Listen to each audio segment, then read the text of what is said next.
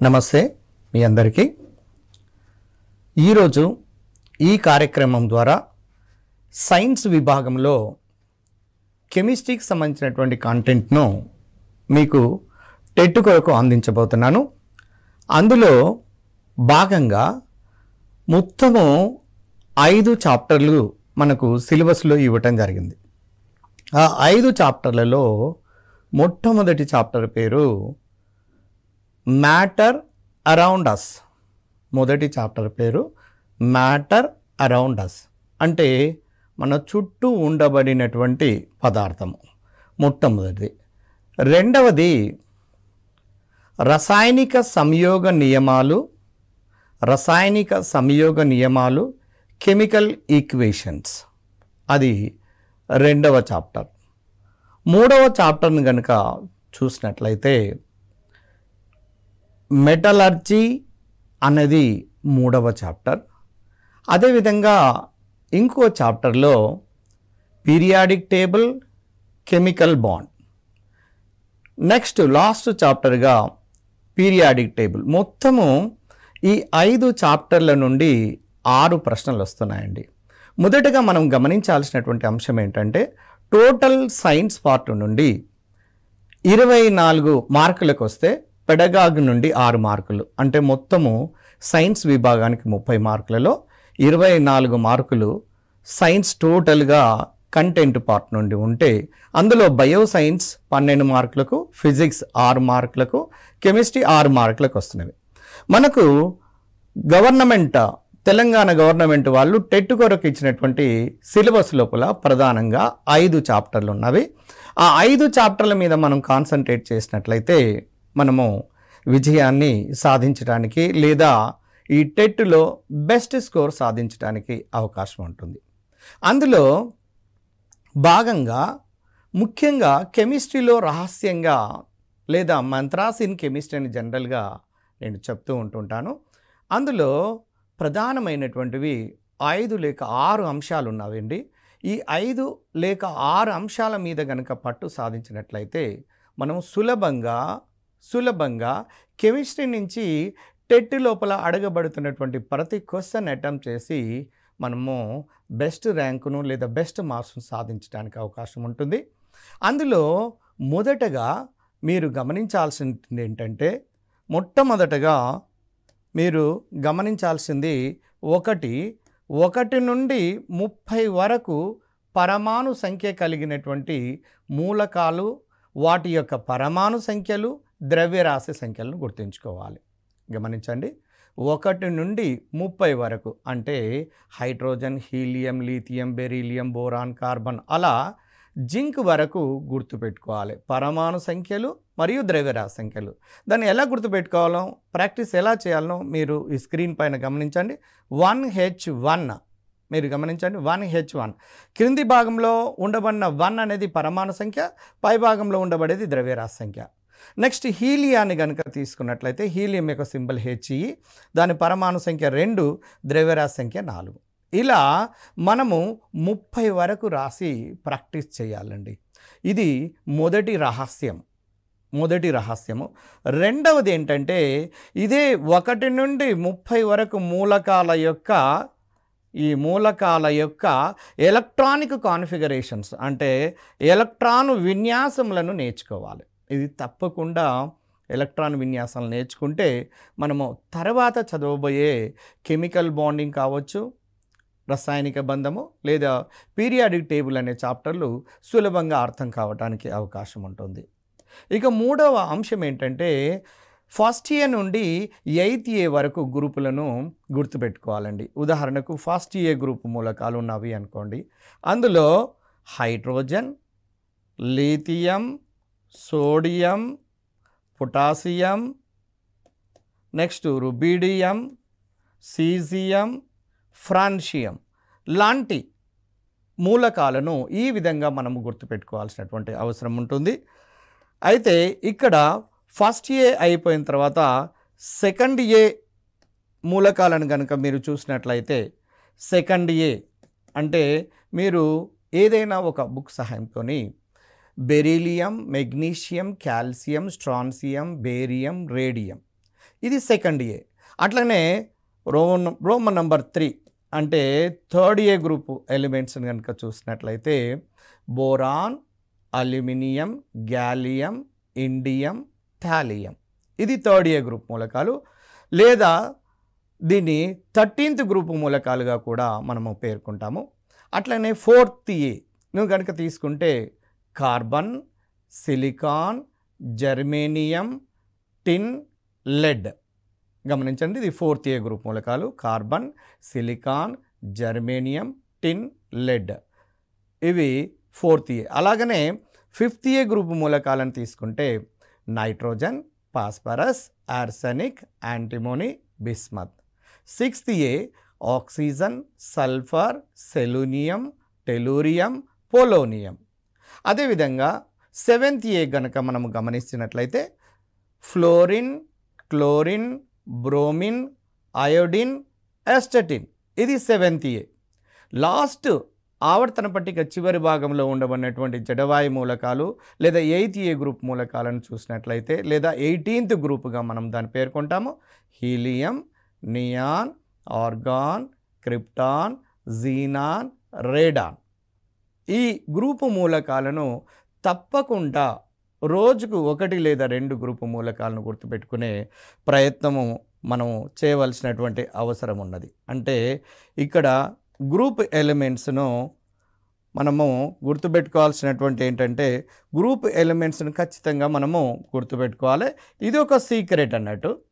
ఇక నాలుగవ అంశం ఏంటంటే ఆక్సిడేషన్ నంబర్స్. చూడండి, ఆక్సిడేషన్ నంబర్స్ను తెలుగులో ఆక్సీకరణ స్థితులు అంటారండి. ఇవి గుర్తుంచుకోవటం వల్ల మనకు ప్రధానమైనటువంటి లాభం ఏంటంటే ఒక రసాయనిక ఫార్ములాను సులభంగా రాయటానికి అవకాశం ఉంటుంది. దానికి సంబంధించినటువంటివి ఆక్సీకరణ స్థితులను మీరు ఒక్కసారి గమనించి చూడండి. మీకు గ్రూప్ వైజ్గా ఆక్సీకరణ స్థితులను నేను మీకు తెలియచేస్తాను. అవి మీరు రాయటానికి ప్రయత్నం చేయండి. ఇందులో ఫస్ట్ది చూడండి, ఫస్ట్ ఏ గ్రూప్ ఎలిమెంట్స్ని కనుక తీసుకున్నట్లయితే +1, సెకండ్ ఏ గ్రూప్ ఎలిమెంట్స్ని కనుక తీసుకున్నట్లయితే +2, ఫస్ట్ ఏ +1, సెకండ్ ఏ +2, థర్డ్ ఏ గ్రూప్ ఎలిమెంట్స్ని కనుక తీసుకుంటే +1 అండ్ +3. గమనించండి, ఫోర్త్ ఏ గ్రూప్ మూలకాలను కనుక తీసుకుంటే +2 మరియు +4. చూడండి, ఫస్ట్ ఏ +1, సెకండ్ ఏ +2, థర్డ్ ఏ +1, +3, ఫోర్త్ ఏ +2, +4. ఇక ఫిఫ్త్ ఏ గ్రూపు మూలకాలను కనుక తీసుకొని చూసినట్లయితే ఫిఫ్త్ ఏ గ్రూపు మూలకాలను మనము గమనించినట్లయితే వాటి యొక్క ఆక్సీకరణ స్థితులు ఫిఫ్త్ ఏ గ్రూపు మూలకాలలో ఉండబడినటువంటి ఆక్సీకరణ స్థితులు ఫిఫ్త్ ఏ గ్రూపు మూలకాలలో ఉండబడినటువంటి ఆక్సీకరణ స్థితుల గురించి మీరు ఒకసారి గమనించండి. ఫిఫ్త్ ఏ ఇందులో -3 +3 +5. అదేవిధంగా సిక్స్త్ ఏ అంటే చాల్కోజెన్స్, వీటి యొక్క ఆక్సీకరణ స్థితులు -2 +2 +4 +6.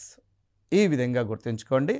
సెవెంత్ ఏ అంటే హాలోజన్స్, దీని యొక్క ఆక్సీకరణ స్థితులు -1 +1 +3 +5 +7. గరిష్టమైనటువంటి ఆక్సీకరణ సంఖ్య 7 గాను. ఇక లాస్ట్ జడవాయు మూలకాలైనటువంటి 8th ఏ గ్రూపు మూలకాలను కనుక తీసుకొని చూస్తే వీటిలో ఎలక్ట్రాన్లు అనేవి చర్యలలో పాల్గొనవు కాబట్టి దీని యొక్క ఆక్సీకరణ సంఖ్య 0. మళ్ళీ ఒకసారి గమనించండి. ఫస్ట్ ఏ ఒక ఎలక్ట్రాన్ కోల్పోయి స్థిరత్వాన్ని కలిగి ఉంటాయి కాబట్టి +1 ఆక్సీకరణ స్థితిను. సెకండ్ ఏ గ్రూప్ మూలకాలు 2 ఎలక్ట్రాన్లను కోల్పోయినప్పుడు స్థిరత్వాన్ని కలిగి ఉంటాయి కాబట్టి +2 ఆక్సీకరణ స్థితిని. థర్డ్ ఏ గ్రూపు మూలకాలు అయితే +1 +3.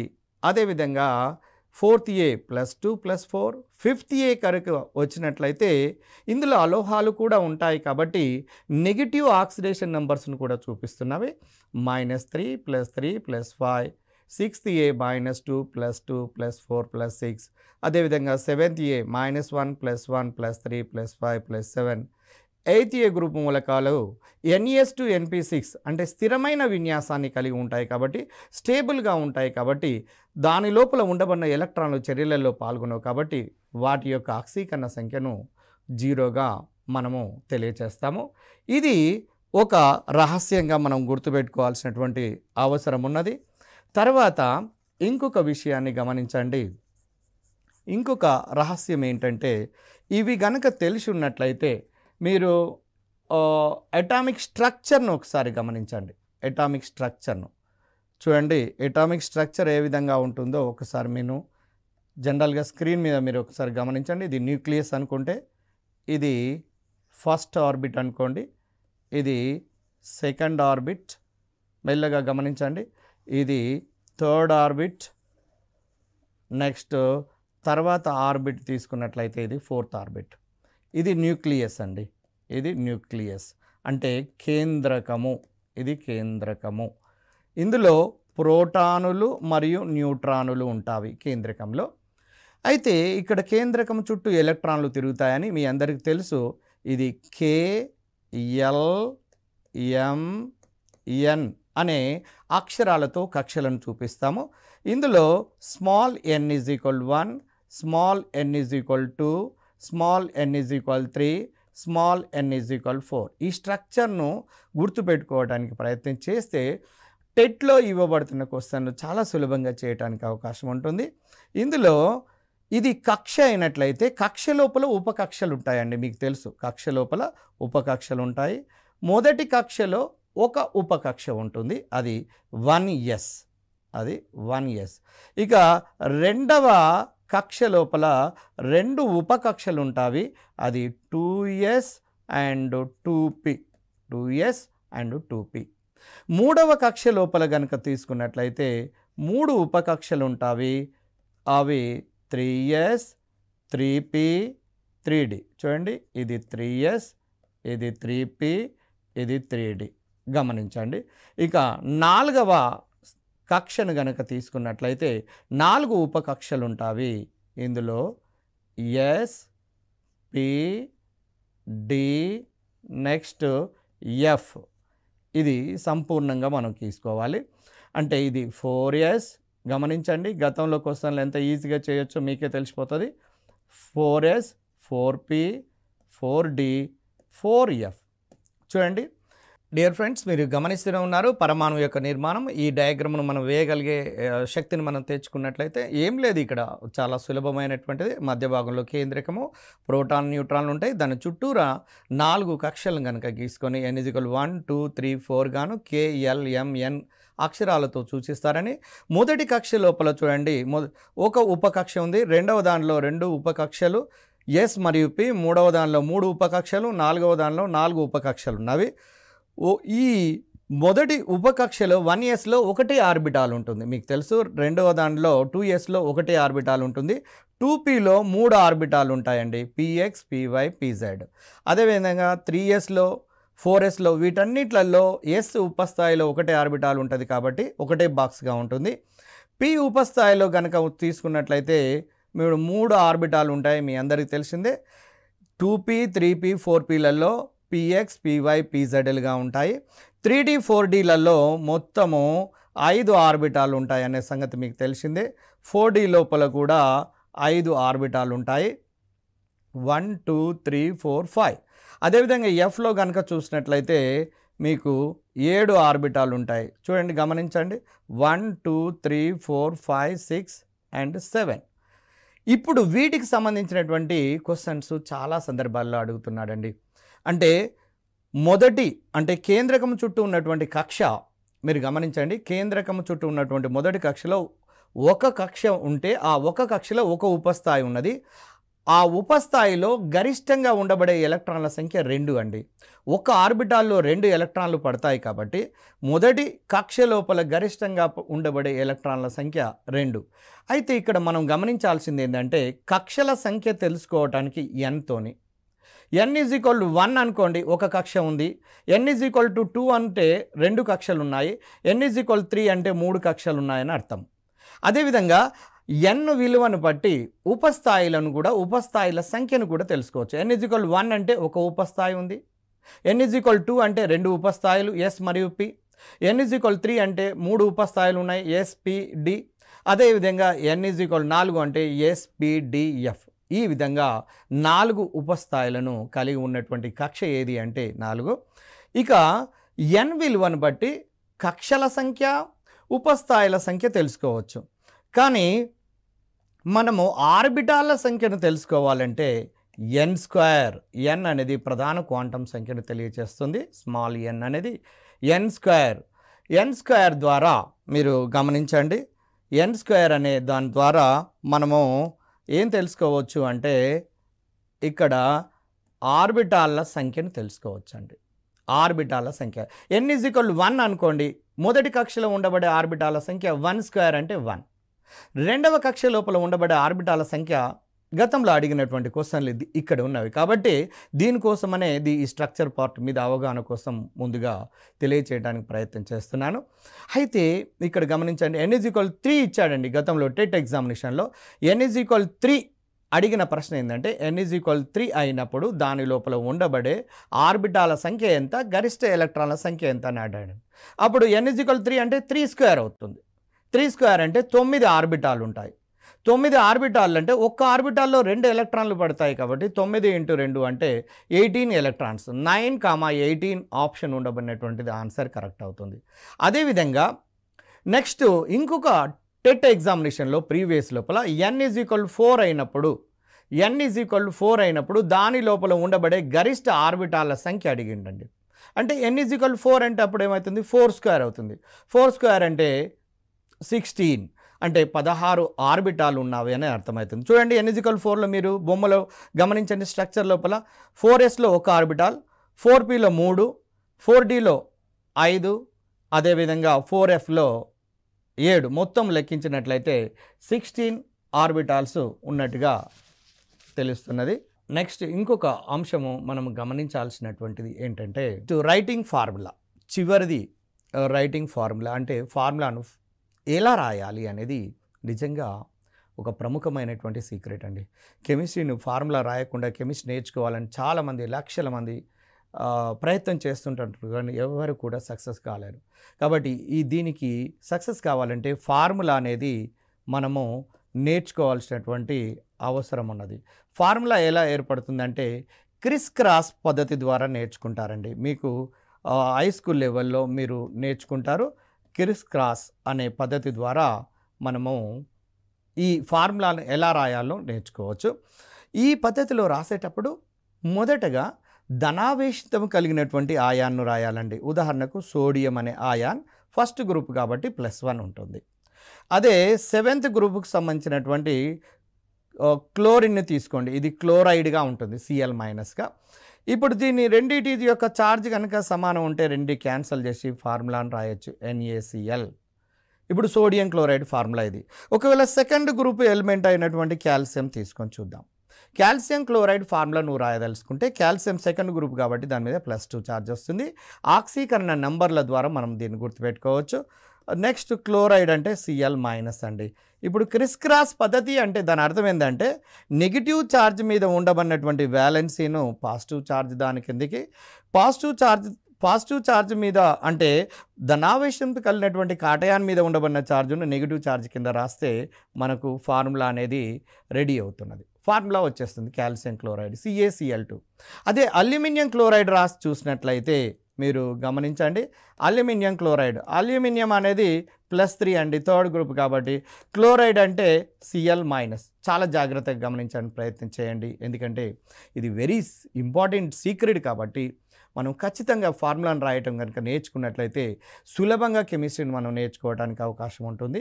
అంటే అల్యూమినియం క్లోరైడ్ మీరు క్రిస్ క్రాస్ మెథడ్ ద్వారా ఈ వ్యాలెన్సీలను కనుక చేంజ్ చేసినట్లయితే ఈ 1 కిందికి, ఈ అల్యూమినియం మీద ఉండబడినటువంటి 3 అనే ఛార్జ్ ఇటువైపు వచ్చినప్పుడు అప్పుడు AlCl3 అల్యూమినియం క్లోరైడ్ యొక్క ఫార్ములా. అందువల్లనే మనకు సోడియం క్లోరైడ్ అన్నప్పుడు NaCl గాను, మెగ్నీషియం క్లోరైడ్ అన్నప్పుడు MgCl2 గాను, అల్యూమినియం క్లోరైడ్ అన్నప్పుడు AlCl3 గాను, కార్బన్ క్లోరైడ్ అన్నప్పుడు CCl4 గాను, పాస్పరస్ క్లోరైడ్ అన్నప్పుడు తెలియనటువంటి వాళ్ళు పాస్పరస్ క్లోరైడ్ ఫార్ములా తెలియనటువంటి వాళ్ళు PClగా రాస్తారు. కానీ PCl5 అనేది కరెక్ట్. ఎందుకంటే పాస్పరస్ మీద ఉండబడినటువంటి ఛార్జ్ +5 కాబట్టి క్రిస్ క్రాస్ పద్ధతి ద్వారా ఈ విధంగా మనము ఒక ఫార్ములాను రాయటానికి అవకాశం ఉంటుంది. కాబట్టి మీరు ఉదాహరణకు కాల్షియం సల్ఫేట్ రాయాలి అనుకోండి. కాల్షియం సల్ఫేట్ Ca+2SO4-2 చూడండి, Ca+2SO4- ఇది ఆక్సిజన్. ఇప్పుడు 2 ఛార్జెస్ కనుక సేమ్ ఉంటే డైరెక్ట్గా ఫార్ములా రాయొచ్చండి, క్యాన్సిల్ చేసుకొని CaSO4. అల్యూమినియం సల్ఫేట్ రాయాలి అనుకోండి. అల్యూమినియం సల్ఫేట్ని ఏ విధంగా రాస్తారు అంటే చూడండి, అల్యూమినియం యొక్క ఛార్జ్ +3, సల్ఫేట్ యొక్క ఛార్జ్ -2. ఇప్పుడు ఈ రెండింటిని కనుక క్రిస్ క్రాస్ చేసి మీరు రాసి చూడండి, దీని ఫార్ములా ఏ విధంగా అవుతున్నదో మీకే తెలిసిపోతుంది. Al2SO4 taken 3 times. ఈ విధంగా మనము అల్యూమినియం సల్ఫేట్ అనే ఫార్ములాను రాస్తూ ఉంటుంటాము. ఫార్ములా రాయటం ఏ విధంగానో మీకు తెలిసింది. ఫార్ములా రాయాలంటే క్రిస్ క్రాస్ పద్ధతిని వాడాలి. క్రిస్ క్రాస్ పద్ధతిలో రాసేటప్పుడు మొదటగా ధనావేశం కలిగినటువంటి ఛార్జ్ కలిగినటువంటి కాటయాన్ రాయాలి. మీకు ఉదాహరణకు ఇప్పుడే మీకు చూపించాను. కాల్షియం తీసుకుంటే Ca+2. ఒకవేళ నెక్స్ట్ ఇంకొక ఆయాన్ సల్ఫైట్ SO3-2ను తీసుకొని చూద్దాము. దీని యొక్క ఫార్ములా రాయాలనుకోండి, కాల్షియం సల్ఫైట్ +2-2 ఇక CaSO3. అంటే దీన్ని బట్టి నీకు ఒక ఫార్ములా రాయటం రావాలి అంటే ఖచ్చితంగా మనం చేయాల్సినటువంటి అంశం ఏంటంటే ఆక్సీకరణ స్థితులను గుర్తుంచుకోవాలి. అంటే గ్రూప్ వైజ్గా మూలకాలు గుర్తున్నట్లయితే వాటి యొక్క ఛార్జెస్ మనకు గుర్తుండటానికి అవకాశం ఉంటుంది. వాటి ఛార్జెస్ కనుక తెలిసినట్లయితే మనం ఫార్ములా రాయడానికి సులభంగా ఉంటుంది. ఒకవేళ పాజిటివ్ ఛార్జ్ మీద +2, నెగిటివ్ ఛార్జ్ మీద -2 ఉన్నప్పుడు 2 క్యాన్సిల్ అయ్యి డైరెక్ట్గా ఫార్ములా రాస్తాం. ఏదైనా ఈక్వల్ ఛార్జ్ ఉన్నప్పుడు మనము క్యాన్సిల్ చేసి ఫార్ములాను రాసేయచ్చు. కానీ ఈక్వల్గా లేనప్పుడు మాత్రం క్రిస్ క్రాస్ పద్ధతిలో దీనికి రెండింటిని చేంజ్ చేస్తూ కనుక రాసినట్లయితే మనకు ఒక ఫార్ములా అనేది తయారవుతున్నది. కాబట్టి ఫార్ములా రాయటం అనేది తెలిసినట్లయితే మనకు మొత్తం కూడా సులభంగా అవుతున్నది. ఎందుకంటే ఫార్ములా రాయటం ఎప్పుడైతే వస్తుందో రసాయనిక సమీకరణం రాయటం వస్తుంది. రసాయనిక సమీకరణం రాయటం ఎప్పుడైతే వస్తుందో రసాయనికంగా బ్యాలెన్స్ అంటే తుల్యం చేయటం కూడా వచ్చేస్తుంది. దానివల్ల తుల్యం చేయటం మీద గతము లోపల అంటే మోల్ కాన్సెప్ట్ బేస్ మీద బ్యాలెన్స్డ్ ఈక్వేషన్స్ మీద రసాయనిక సమీకరణాల మీద చాలా సందర్భాల్లో చాలా క్వశ్చన్స్ అడగటం జరిగింది. అంచేత మీరు ఖచ్చితంగా ఈ ఫార్ములాను నేర్చుకోవాల్సినటువంటి అవసరం ఉన్నది. కాబట్టి వీటిని ఇన్ జనరల్గా నేను ఏమని పిలుస్తానంటే మంత్రాస్ ఇన్ కెమిస్ట్రీ అని. అంటే సులభంగా కెమిస్ట్రీని నేర్చుకోవటానికి ఈ అంశాలు ఖచ్చితంగా మనం తెలిసి ఉండాలి అని. 1 నుండి 30 వరకు మూలకాలను గుర్తుపెట్టుకోవటం, 1 నుండి 30 వరకు మూలకాల యొక్క ఎలక్ట్రాన్ విన్యాసాలను కూడా గుర్తుంచుకోవాలి. నెక్స్ట్ 1 నుండి 8th A గ్రూప్ అంటే ఫస్ట్ A నుండి 8th A వరకు గ్రూప్ మూలకాలను గుర్తుంచుకోవటం, అదేవిధంగా ఆక్సీకరణ స్థితులను గుర్తుంచుకోవటం. మీకు ఆక్సీకరణ స్థితులు అనేవి ఎలా రాయాలో ఏ విధంగా గుర్తుపెట్టుకోవాలో మీకు స్క్రీన్ మీద మీరు చూసే ఉంటారు. అదేవిధంగా ఫార్ములాను రాయటం కనుక తెలిసిన తర్వాత మనకు టోటల్గా కెమిస్ట్రీని ఈజీగా ఒకటే నాడు కాకుండా కెమిస్ట్రీకి ఒక 1 వీక్ టైం లేదా 4-5 రోజుల టైం ఇచ్చి రోజు కొన్నిగా నేర్చుకున్నట్లయితే అతి సులభంగా నేర్చుకోవచ్చు. అంటే ఇప్పుడు చెప్పినటువంటి ఈ అంశాల మీద మీరు గమనించి చూసినట్లయితే గతం లోపల టెట్ లోపల అడిగినటువంటి క్వశ్చన్స్ చాలా ఉన్నవి. తర్వాత సబ్జెక్టు సులభంగా అర్థమవుతుంది. కాబట్టి ఇది సీక్రెట్స్ ఇన్ కెమిస్ట్రీ గాను లేదా మంత్రాస్ ఇన్ కెమిస్ట్రీ గాను గుర్తుపెట్టుకోవడానికి ప్రయత్నం చేసినట్లయితే డెఫినెట్గా మీరు సక్సెస్ అవుతారు. అయితే దీని తర్వాత చాప్టర్ను మీరు నేర్చుకోబోతున్నారు. ఆ చాప్టర్ పేరు మన చుట్టూ ఉండబడినటువంటి పదార్థము. అసలు పదార్థం అంటే ఏంది? పదార్థంలో ఏ ఏ కణాలు ఉంటాయి?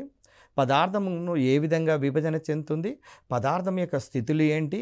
అంటే ఘన, ద్రవ, వాయు స్థితులు. పదార్థం యొక్క రూపాలేంటి? మూలకము, సమ్మేళనము, మిశ్రమము. మిగిలినటువంటి మూలకము లక్షణాన్ని బట్టి ఏ విధంగా వర్గీకరిస్తారు? అదేవిధంగా సమ్మేళనాన్ని స్థితులను బట్టి ఎన్ని రకాలుగా వర్గీకరిస్తారు? నేచర్ని బట్టి ఎన్ని రకాలుగా వర్గీకరిస్తారు అనే విషయాలను మొత్తం కూడా తర్వాత క్లాసులలో మనం చూడబోతున్నాం. కాబట్టి మీరు దయచేసి మై డియర్ ఫ్రెండ్స్, మీరు ఖచ్చితంగా గుర్తుపెట్టుకోవాల్సినటువంటి అంశాలను, ఈ సీక్రెట్స్ను రోజు కొన్నిగా తీసుకొని మీరు గుర్తుపెట్టుకున్నట్లయితే సబ్జెక్ట్ను సులభంగా, నెమ్మదిగా, ఒకటే నాడు దీన్ని చూసి భయపడబాకండి. మీరు మెల్లమెల్లగా నేర్చుకోవడానికి ప్రయత్నం చేయండి. 8 గ్రూపులు కూడా ఒకటే రోజు నాడు కాకుండా కొన్ని గ్రూపులను గుర్తుపెట్టుకోండి.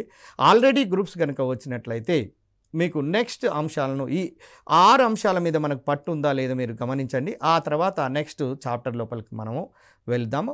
ఆ చాప్టర్ను ఉండబడినటువంటి కెమిస్ట్రీ లోపల ఉండబడిన ప్రాథమిక భావాలను చూసినట్లయితే మనము సులభంగా కెమిస్ట్రీను నేర్చుకొని ఈ టీచర్ ఎలిజిబిలిటీ టెస్ట్ లోపల ది బెస్ట్ స్కోర్ను సాధించడానికి అవకాశం ఉంటుంది. తర్వాత ఈ పదార్థము అంటే మ్యాటర్కి సంబంధించినటువంటి అంశాల గురించి మనము నెక్స్ట్ క్లాస్లో చూడబోతాం. Thank you.